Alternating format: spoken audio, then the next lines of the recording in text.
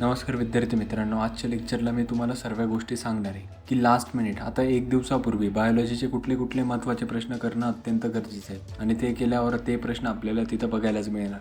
ते मी तुम्हाला प्रत्येक चॅप्टरमधले अप्रॉक्सिमेटली 3 ते 4 प्रश्न सांगणार आहे. असे 16 चॅप्टरमधले मी जवळपास तुम्हाला 40 ते 50 क्वेश्चन सांगणार आहे, जे की तुम्हाला येण्याची दाट शक्यता आहे. विद्यार्थ्यांनो, इतिहास सांगतो आपल्याला की सरांनी जे केमिस्ट्रीचे प्रश्न दिले होते ते पेपरला ॲज इट इज आले होते. वर्तमान पण सांगणार आणि भविष्य पण सांगणार की सर जे पण प्रश्न देतात ते एक्झामला येण्याची दाट शक्यता असते. ते प्रश्न सांगण्यामागचा उद्देश एवढाच असतो की तुम्ही त्या प्रश्नांवर जास्त फोकस करून जास्त त्यांचा अभ्यास करावा. आणि अनेक विद्यार्थी म्हणतात, सर तुम्ही दिलेलेच प्रश्न येणार का? विद्यार्थ्यांनो, मी जे प्रश्न देतो ते येतात तर आहेच आणि येणारच, पण त्याच्यासोबत तुम्हाला बाकी अदर टॉपिक करणं पण एवढंच महत्त्वाचं असतं. ठीक आहे, पहिला चॅप्टर जो असणार आहे तो असणार आहे रिप्रोडक्शन इन हायर प्लांट्स. याच्यामध्ये सर्वात आणि अत्यंत महत्त्वाचा जो प्रश्न आहे जो की येण्याची शक्यता आहे तो आहे एनेमोफिली आणि एंटेमोफिली यांचा फरक स्पष्ट करा. एनेमोफिली आणि एंटेमोफिली यांचा फरक जो आहे तो येण्याची दाट शक्यता आहे यावर्षी. ठीक आहे, आता पुढे जर का बघायचं झालं तर डबल फर्टिलायझेशन हा महत्त्वाचा प्रश्न आहे. दुसऱ्या चॅप्टरमध्ये जर का बघितलं आपण तर ह्युमन मेल रिप्रोडक्टिव्ह सिस्टीम आणि त्याच्यानंतर मेन्स्ट्रुअल सायकल हे 2 गोष्टी आणि फर्टिलायझेशनचं सिग्निफिकन्स या गोष्टी विचारल्या जाण्याची शक्यता आहे. इनहेरिटन्स अँड व्हेरिएशन यामध्ये एक्स क्रोमोझोम आणि वाय क्रोमोझोम यांचा फरक स्पष्ट करा. सेक्स क्रोमोझोमला डिस्क्राईब करा आणि क्रोमोझोमचे प्रकार सांगा. हे प्रश्न विचारले जाण्याची शक्यता आहे. पुढे मॉलिक्युलर बेसिस ऑफ इनहेरिटन्समध्ये DNA आणि RNAचा फरक, वॉटसन आणि क्रिकचा मॉडेल आणि DNA फिंगरप्रिंटिंगचे ॲप्लिकेशन्स. त्याच्यानंतर ओरिजिन अँड इव्होल्युशनमध्ये adaptive radiation, Neanderthal man, plant water रिलेशनमध्ये हायग्रोस्कोपिक कंबाईंड कॅपिलरी वॉटर. त्याच्यानंतर रूट हेअरची डायग्राम. हा तर एकदम फेवरेट प्रश्न आहे एक्झामिनरचा, हा प्रत्येक वर्षी विचारलाच जातो. पुढे प्लांट ग्रोथ अँड मिनरल न्यूट्रिशनमध्ये आपल्याला येणार इथायलिनचा ॲप्लिकेशन काय असणार आहे आणि फिजिओलॉजिकल इफेक्ट काय असणार आहे. पुढे रेस्पिरेशन अँड सर्क्युलेशनमध्ये आर्टरी आणि व्हेनचा फरक येणार. विद्यार्थ्यांना हे झाले 8 चॅप्टरचे काही महत्त्वाचे मुद्दे जे की तुम्हाला शेवटी जाताना बघून जाणं अत्यंत गरजेचं असणार आहे. पुढे जर का आपण 9वा चॅप्टर बघितला तर 9व्या चॅप्टरमधल्या मी गोष्टी इथून सांगतो तुम्हाला PYQच्या PDF मधून. विद्यार्थ्यांनो, तुम्हाला जर का असे वेगवेगळे स्टडी मटेरियलची PDF हवी असणार तर तुम्ही कम्युनिटीला जॉईन होऊ शकता. लिंक जी आहे ती डिस्क्रिप्शनमध्ये दिली. आणि मी अजून पण सांगतो, अनेक विद्यार्थी व्हिडिओज वगैरे सर्व बघतात, त्यांना आवडतात, त्यांना उपयोग होतो, पण चॅनलला सबस्क्राईब नाही केले. विद्यार्थ्यांनो, प्रत्येकाने चॅनलला सबस्क्राईब करणं का महत्त्वाचं आहे? कारण की प्रत्येक दिवसाला रोज सर एक काही ना काहीतरी इन्फॉर्मेटिव्ह लेक्चर हे यूट्यूबवर अपलोड करत असतात आणि त्याच्या एवढं कंटेंट आजपर्यंत यूट्यूबवर कोणीसुद्धा त्या लेवलचं अपलोड केलेलं नाही. आता येणाऱ्या MST CETमधल्या काही टिप्स आणि टेक्निक्स या आपण अशा लेवलचे देणार आहे की जेणेकरून तुम्हाला तुमची MST CET क्लिअर व्हायला एकदम जास्त मोठ्या प्रमाणात मदत होणार. त्याच्यामुळे तुम्ही चॅनलला सबस्क्राईब करून ठेवायचं आहे. पुढे जर का आपण पुढे बघितलं तर पुढे अत्यंत महत्त्वाचा 9वा चॅप्टर जो आहे आपला कंट्रोल अँड कोऑर्डिनेशन, त्याच्यामध्ये आपल्याला स्पायनल कॉर्डविषयी विचारलं जाणार. त्याच्यानंतर स्पायनल कॉर्डला डिस्क्राईब करा हा प्रश्न देखील महत्त्वाचा आहे.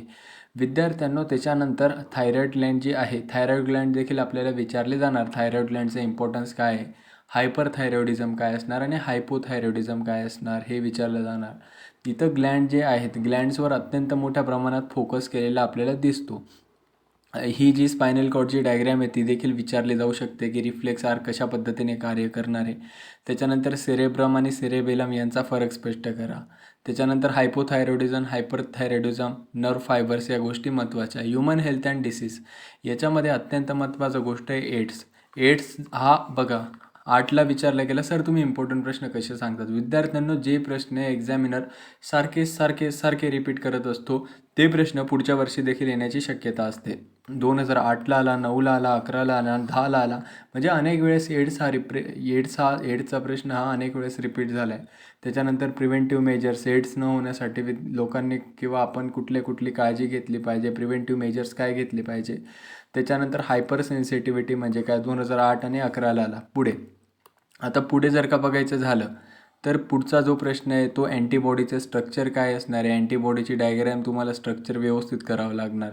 त्याच्यानंतर जर का आपण विचार केला तर हा 41वा प्रश्न की diethyl कार्बॅमेसिन, Widal taste, albendazole, heart अशा पद्धतीने तुम्हाला मॅच द पेअर्स म्हणून प्रश्न येणार. आताच्या काळामध्ये हे प्रश्न अत्यंत विचारण्याचा ट्रेंड चालू आहे, कारण की हे प्रश्न अनेक विद्यार्थ्यांना सॉल्व करता येत नाही आणि कॉम्पिटिशनमध्ये टिकायचं असणार तर आपल्याला कॉम्पीट करण्याची क्षमता आपल्यामध्ये जागृत व्हायला पाहिजे. त्यानंतर टायफॉईड जो आहे, टायफॉईडचे सिम्पटम्स विचारले जातात, मोड ऑफ ट्रान्समिशन, पॉझिटिव्ह एजंट्स वगैरे विचारले जाण्याची शक्यता आहे. एनहान्समेंट ऑफ फूड प्रोडक्शनमध्ये आपल्याला महत्त्वाचा प्रश्न बघायला मिळणार तो आहे बायो फर्टिलायझर्स. बायो फर्टिलायझरवर बेस तुम्हाला एक प्रश्न बघायला मिळण्याची दाट अत्यंत मोठ्या प्रमाणात संभावना आहे. पुढे व्हिटॅमिन B12चा मायक्रोबियल सोर्स कुठला आहे, मायक्रोब्सपासून व्हिटॅमिन B12ची निर्मिती कशी केली जाते, ग्रीन रिव्होल्यूशन. आताच्या काळामध्ये ग्रीन रिव्होल्यूशनचा प्रश्न विचारले जाण्याची शक्यता आहे, कारण की आत्ताच भारत सरकारने MS स्वामीनाथन यांना भारतरत्न पुरस्काराने सन्मानित केलं आहे. त्याच्यामुळे ग्रीन रिव्होल्यूशनचा प्रश्न येण्याची दाट शक्यता मला तरी वाटत आहे. अशा पद्धतीने हे जे मॅच द पेअर्सचे प्रश्न करू शकतं. बायोटेक्नॉलॉजीमध्ये बायोपायरसी विचारली जाणार. त्याच्यानंतर रिस्ट्रिक्शन डायजेशन काय असणार आहे, त्याच्यानंतर PCRच्या टेक्निक्स काय असणार, ह्युमन जिनोम प्रोजेक्ट तर विचारला जाऊ शकतोच. पुढे प्लाझमिड काय असणार, प्लाझमिड पण ह्यावर्षी विचारले जाण्याची शक्यता आहे. बायोपायरसी सांगितल्याप्रमाणे येणार ह्यावर्षी किंवा शक्यता आहे. ऑर्गॅनिझम अँड पॉप्युलेशन याच्यामध्ये कमेन्सिलिझम म्हणजे काय असणार आहे, नॅटेलिटी म्हणजे काय असणार, कमेन्सिलिझमवर एक प्रश्न येण्याची शक्यता. पुढे जर का विचार करायचा झाला तर डेझर्ट म्हणजे वाळवंटामध्ये राहणाऱ्या ॲनिमल्सने स्वतःमध्ये कुठले बदल केले की जेणेकरून ते तिथे ॲडॉप्ट झाले. 14वा प्रश्न जो आहे इकोसिस्टम अँड एनर्जी फ्लो, याच्यामध्ये तुम्हाला लिचिंगवर विचारलं जाणार, इकोलॉजिकल सक्सेशनवर विचारलं जाणार. त्याच्यानंतर हायड्राच काय असणार, इकोलॉजिकल सक्सेशन 2022 प्रश्न अनेक वेळेस येतो. 15वामध्ये बायोमॅग्निफिकेशन, नॅटिलिटी म्हणजे काय असणार आहे. त्याच्यानंतर महत्त्वाचं सांगायचं झालं तर डिफॉरेस्टेशन, जंगलतोडीचे परिणाम किंवा जंगलतोड काय असणार आहे. त्याच्यानंतर इन सेटू आणि एक्स सेटू कन्झर्वेशन ह्या अनेक गोष्टी तुम्हाला विचारल्या जाणार. विद्यार्थ्यांनो, आता मी तुम्हाला फक्त आणि फक्त लास्ट मिनिट क्वेश्चन सांगितले, जे की तुम्हाला लास्टला जाताना सोडून बिलकुल पण जायचे नाही. अत्यंत महत्त्वाचे प्रश्न येण्याची दाट मोठ्या प्रमाणामध्ये शक्यता आहे. आणि व्हिडिओ हा आपण नेहमी कमी लेंथचा बनवतो, कारण की तुम्हाला अभ्यास करण्यासाठी वेळ मिळायला हवा. आपल्याला इथं काय तुम्हाला नुसतं टाईमपास म्हणून नाही, तर व्हिडिओ बघायचा लवकर आणि त्याच्यानंतर लवकर सेल्फ स्टडी करायचा. यासाठी आपले जे व्हिडिओज असते त्यांची ड्युरेशन ही कमी टाईमची असते आणि बाकी जे आपले लेक्चर्स असतात ते आपण कमी लेंथमध्ये जास्त कन्सेप्ट कवर करण्याचा प्रयत्न करत असतो. एवढंच सांगायचं आहे की येणाऱ्या काळामध्ये MST CETसाठी आणि नीट JEE एकदम नेक्स्ट लेवलचं कंटेंट येणार आहे आणि तो कंटेंट जर का तुम्हाला हवा असणार आहे तर तुम्ही कम्युनिटी जॉईन करू शकता. लिंक डिस्क्रिप्शनमध्ये दिली जाणार आहे. आणि महत्त्वाचं म्हणजे चॅनलला सबस्क्राईब करणं आणि बेल आयकनला प्रेस करणं ही तर कंपल्सरी गोष्ट आहे.